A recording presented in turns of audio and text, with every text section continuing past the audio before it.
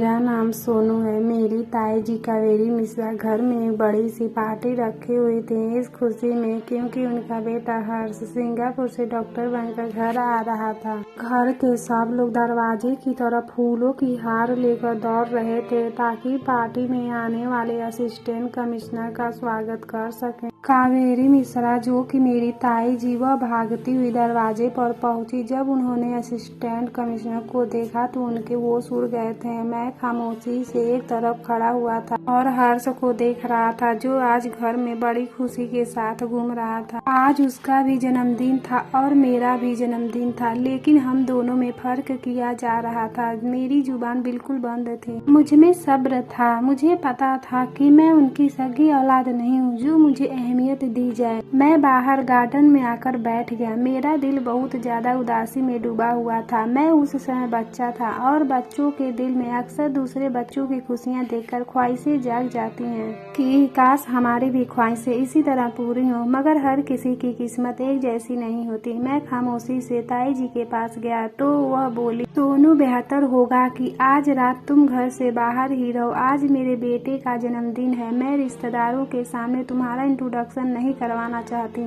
और ज्यादा हर्ष के पास जाने की जरूरत नहीं है। मैं नहीं चाहती कि तुम्हारा संगत का असर मेरे बेटे पे पड़े। उनकी बातें सुनकर मेरा दिल बहुत दुखा था।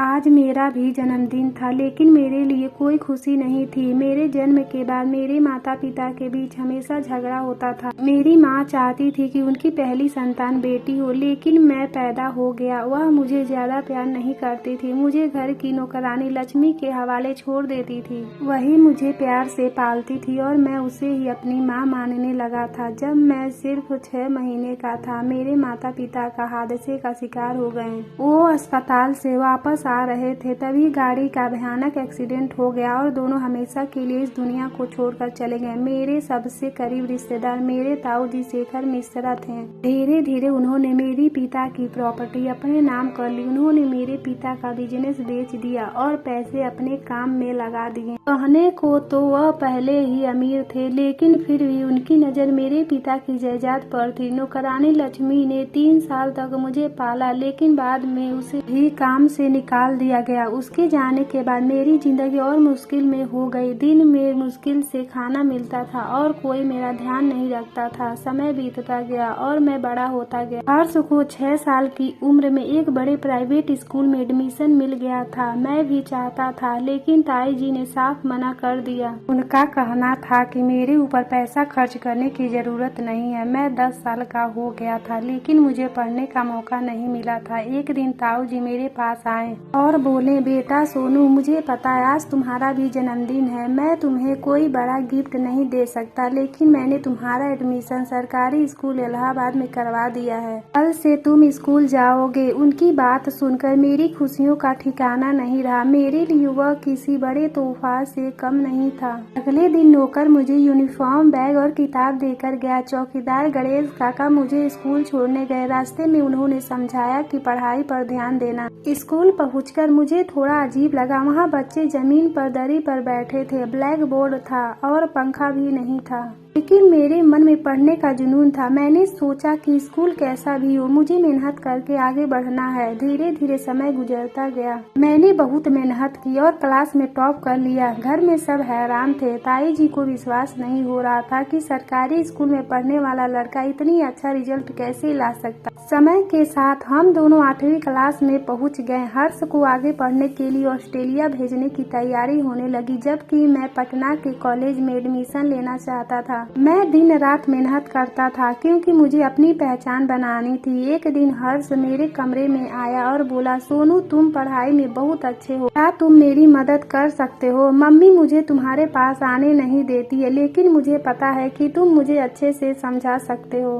मैंने पहले मना किया, लेकिन उसकी रिक्वेस्ट पर उसे पढ़ाने लगा। तभी ताई जी कमरे में आ गईं और हमें साथ देखकर गुस्सा करने लगी। उन्होंने मुझे बहुत बुरा भला कहा, लेकिन हर्ष ने पहली बार मेरा साथ दिया दिया और बोला, मम्मी सोनू मुझे गलत नहीं पढ़ाता बल्कि मेरी मदद करता है। उस दिन पहली बार मुझे लगा मेरी मेहनत एक दिन जरूर रंग लाएगी। हर्ष की बात सुनकर ताई जी कावेरी मिश्रा और ज्यादा गुस्सा हो गई थी। वह गुस्से में बोली, मुझे सब पता है, ये सोनू तुम्हें जानबूझकर गलत पढ़ाता है ताकि तुम इसके जैसे बन जाओ। तुम एक बड़े स्कूल में पढ़ते हो और ये सरकारी स्कूल का लड़का है, इसका और तुम्हारा कोई मुकाबला नहीं। हर्ष ने पहली बार अपनी मम्मी की बात काटते हुए कहा, मम्मी आप गलत समझ रही हैं। सोनू बहुत होशियार है, अगर वह मुझे पढ़ाना बंद कर देगा तो मेरा नंबर कम आ जाएगा। ताई जी को यह बात बिल्कुल पसंद नहीं आई। उन्होंने गुस्से में सोनू की किताबें जमीन पर फेंक दी और बोली, आज के बाद तुम मेरे बेटे के पास नजर नहीं आओगे। मैं खामोशी से सब कुछ सहता रहा। मुझे आदत हो चुकी थी, लेकिन हर्ष को पहली बार एहसास हुआ कि मेरे साथ कितना गलत व्यवहार किया जाता है। उस दिन के बाद मैं भी चुपचाप अपनी पढ़ाई करता रहा। मैं रात रात भर जाग कर पढ़ता था। कई बार मुझे नींद आती थी, लेकिन मैं अपने सपनों को याद करके फिर से किताब खोल लेता था। समय गुजरता गया और 10वीं की परीक्षा आ गई। मैंने जी जान लगाकर मेहनत की। परीक्षा के समय मुझे तेज बुखार भी हो गया था, लेकिन मैंने हार नहीं मानी। जब रिजल्ट आया तो पूरे जिले में मेरा नंबर सबसे पहले था। घर में जैसे तूफान आ गया। हर तरफ मेरी चर्चा हो रही थी। स्कूल के टीचर घर पर बधाई देने आए। अखबार में भी मेरी फोटो छपी थी। ताऊ जी शेखर मिश्रा बहुत खुश थे, लेकिन ताई जी के चेहरे पर खुशी कम और हैरानी ज्यादा थी। कुछ समय बाद मुझे पटना के बड़े कॉलेज में स्कॉलरशिप मिल गई थी। अब मेरी पढ़ाई का पूरा खर्चा कॉलेज उठाने वाला था। हर्ष को डॉक्टर बनने के लिए ऑस्ट्रेलिया भेज दिया गया। जाने से पहले हर्ष ने मेरे पास आया और बोला, सोनू अगर तुम मुझे पढ़ाते नहीं तो शायद मैं यहाँ तक नहीं पहुँच पाता।